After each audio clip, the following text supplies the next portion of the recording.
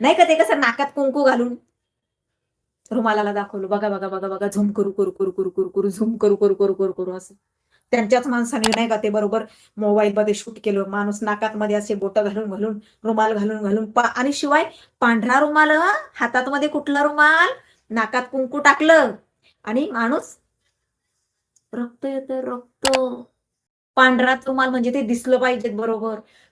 काय pre planning असती ना या माणसाची, देवा देवा देवा. ते काल आहे ना बिग बॉसला मध्ये वर्षा उसगावकर म्हणली, मला मी चांगला अभिनय करते म्हणून मला 4 वेळा 4 वेळा शासनाने पुरस्कार दिलेला आहे. माझी एक विनंती आहे शासनाला, केंद्र सरकारला, राज्य सरकारला, एखादा पुरस्कार जरांगे भाऊंना पण देऊन टाका की हो. एवढे ऍक्टिंग कोणतरी करेल का? आणि करोडो माणसं जमा करणं जोक नाही. तुम्ही पिक्चर काढा, तुम्ही काय करा, किती तुमचे लोक, मला सांगा, पिक्चर तुम्हाला किती प्रतिसाद मिळेल त्याला मिळून मिळून. परंतु या माणसाला नाकात बोट घातलं की दुसऱ्या दिवशी रांग लागते बघा आंतरवालीमध्ये. हा, नाकात कुंकू टाकायचं आणि बोट घालायचं. इतका छान अभिनय त्याही वेळेला या माणसाने केला.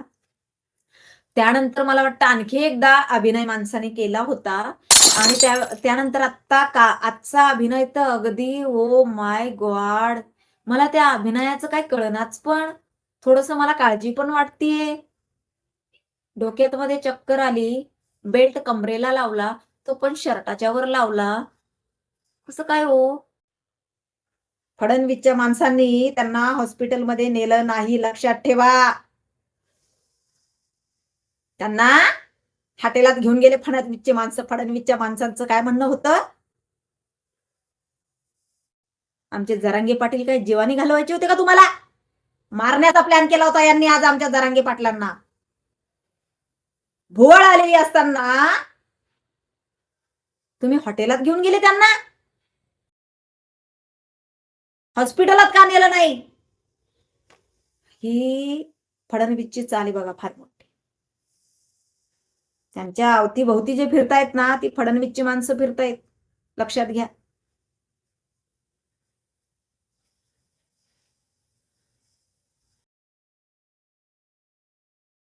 ह्या लोकांवर गुन्हे दाखल झालेच पाहिजे, तेवढं लक्षात ठेवा. आज जी लोक जरांगे पाटलांच्या सोबत होती, करोडो मराठ्यांचं काळीच, त्यांना भुवळ आली, ते धारातीर्थ पडले,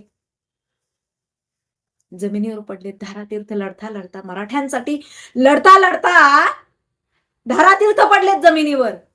आणि त्यांना हॉस्पिटलमध्ये न्यायच्या ऐवजी, त्यांना उपचार देण्याच्या ऐवजी, ही लोक कुठे घेऊन गेलेत? जिथं त्यांचा मुक्काम होता तिथं. ह्यांच्यावर गुन्हे दाखल झालेच पाहिजे त्या लोकांवर. ही 100% फडणवीसची माणसं आहेत, एवढं लक्षात ठेवा. जरांगेला लागली उतरती कळा, आणि जरांगे म्हणतो आता पळा पळा पळा, सराटीकडे पळा. हा, आता पळा पळा पळा, गॅलेक्सी मध्ये पळा जरांगे. हो, सो हरकत नाही, खरं बाहेर येत असतं बघा. करोडो मराठ्याचं काळीज फडणवीसने आज मारण्याचा प्रयत्न केला होता बघा. हो,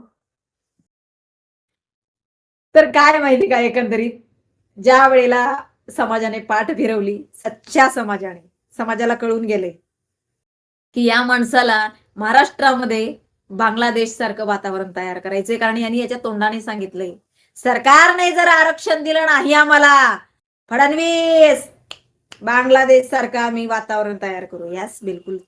कारण तुम्ही ज्या वेळेला जरांगे, तुम्ही राकेश टिकेतीला जाऊन भेटताय ना, त्याच वेळेला काही बाबी लक्षात आल्या होत्या, परंतु माझा मराठा समाज हा बोळा भाबडा आहे, त्यांच्या लक्षात नव्हतं आलं रे.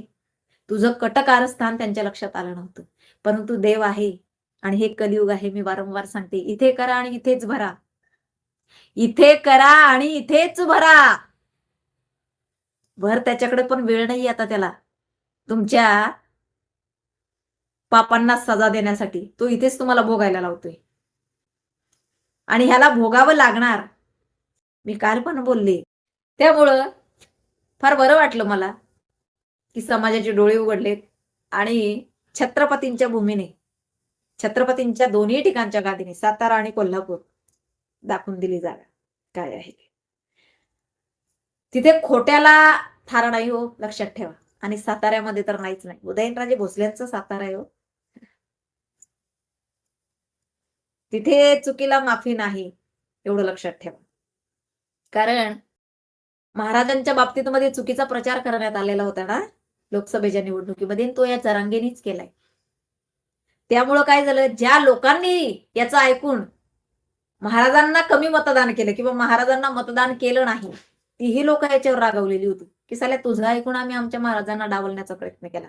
ज्या लीडने महाराज निवडून यायला पाहिजे होते, ह्या नीच माणसामुळे कुठेतरी मिठाचा खडा पडलाय तिथं. परंतु ठीक आहे, महाराज निवडून तर आलेच. परंतु समाजाने मात्र, जनतेने मात्र यांना माफ केलं नाही. जनतेने दाबून दिलं, आम्ही उदयनराजे सोबतच आहोत. तुझ्यासारख्या चिल्लिम सोबत नाहीये. तू आम्हाला वेड्यात काढण्याचं काम केलं होतं, परंतु आम्ही वेड्यात मध्ये आता नाही. आता तुला अशाच बोळ येतील प्रत्येक स्टेजवर. आता तुला आहे ना, गुडघ्याला पण तुला लावावं लागेल बेल्ट. अरे तू आज कमरेला लावला, उद्या गुडघ्याला लावशील. हा, विषयच नाही काय. तुम्ही खऱ्याला कितीही डांबून ठेवण्याचा प्रयत्न करा, खरं हे सूर्यप्रकाशात मध्ये येण्यासाठी तडफडत असतं. आणि खोटं कसं असतं माहितीये का, लपवा त्याला, लपवा. ते एक खोटं लपवण्यासाठी पुन्हा एक लेयर, पुन्हा एक लेयर, पुन्हा एक लेयर, अशा इतक्या लेयर झाल्या जरांग्याच्या, की त्याचा स्फोट झालेला आहे आज. आणि समाजाच्या एकंदरीत लक्षात आलेलं आहे. हा, परंतु याच्यातनं एक लक्षात घ्या, आमचे जरांगे भाऊ कोल्हापूर आणि सातारा इथल्या लोकांना अजिबात तिकीट देणार नाहीत बघा. बिलकुल नाही. नाद नाही करायचा आमच्या जरांगे भाऊचा. आमचे लोक कोल्हापूर आणि साताऱ्याच्या उमेदवारांना तिकीट देणार नाही. त्या ठिकाणी त्यांनी अपमान केलेला आहे. आमच्या जरांगे भाऊच्या सभेला आतापर्यंत हजारो लाखोनी गर्दी होत होती, करोडोनी गर्दी होत होती. आणि तुम्ही लोक 10-5 हजार आली. किती मोठा अपमान झालाय हा त्यांचा. जेसीबीने फुलं नाही उधळलीत त्यांच्यावर. माणसाला भुरळ येऊन पडलाय ना माणूस. जेसीबीनं फुलं ओतले म्हणजे माणसाला कशी शक्ती प्रदान होती माणसामध्ये. तुम्ही लोकांनी जेसीबी उभ्या नाही केल्या, फुलं नाही उधळली. अशी कशी रे तुम्ही लोक.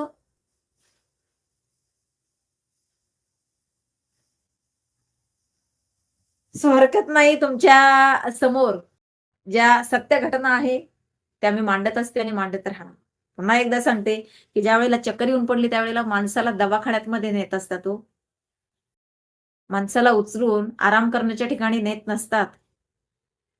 जरा त्या माणसाला चक्कर येऊन तो माणूस स्टेजवर पडला होता, तर त्यांना हॉस्पिटलमध्ये नेण्याचं काम होतं त्यांच्यासोबतच्या त्यांच्या कार्यकर्त्यांचं.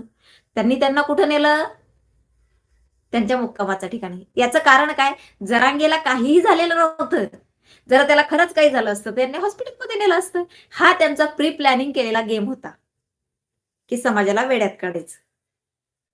म्हणजे समाज भावनिक होतो आणि जोडल्या जातो. परंतु आता समाज भावनिक होऊन जोडल्या जाणार नाही. तुझे छक्के पंजे समाजाला चांगलं माहिती आहे. तुझे छक्के पंजे समाजाला चांगलं माहिती आहे आता. सो जागृत राहा. उघड्या डोळ्यांनी बघा काय काय होतंय ते, काय काय घडतंय ते. आणि मी तर अपडेट देत राहतेच तुम्हाला. माझा एकमेव हेतू हाच आहे, माझा समाज, माझ्या समाजाला कोणीही वेड्यात काढू नये. सो हरकत नाही. मस्त खा, स्वस्त राहा, जगा आणि जगू द्या. उद्या नवीन विषय घेऊन तुमच्या समोर येणारच. तोपर्यंत तुमची संगीताताई वानखेडे. श्री स्वामी समर्थ.